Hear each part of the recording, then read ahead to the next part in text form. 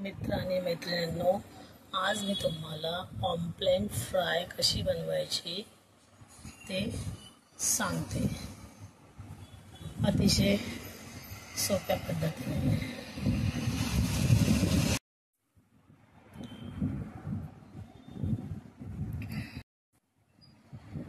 आता मी या सर्व पॉम्पलेटला लिंबू मसाला लावून याला मी मॅरिनेट करायला आता ठेवून देते। 15 ते 20 मिनिटांनंतर आपण या पॉम्पलेटला फ्राय करूया। मग ते फ्राय कशी करते ते मी तुम्हाला दाखवणार।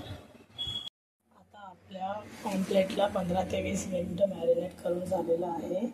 आता मी इथं एका प्लेटमध्ये रवा आणि यात थोडंसं मीठ आणि तिखट टाकून घेतलेलं आहे। आता आपण या पॉम्पलेटला या रव्याच्या मिश्रणात घोळवून नंतर आपण इथं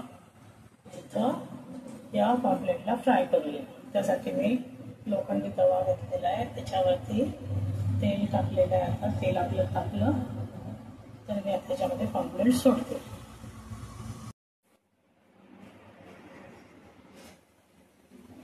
आता या पॉम्पलेटला त्या रव्याच्या बॅटरमध्ये असं बुडवून घेतलेलं आहे आणि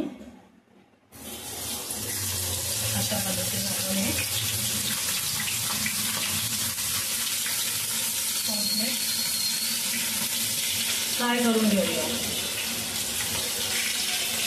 तवा फ्राय करण्याचा एकच फायदा असतो, आपले शालो फ्राय करायचे म्हणजे जास्त तेलकट होतं। बघा, अशा प्रकारे आपला पॉम्पलेट तवा फ्राय खाण्यासाठी तयार झालेला आहे। बघा मी कसा फ्राय केला, मग मला कमेंट करून सांगा।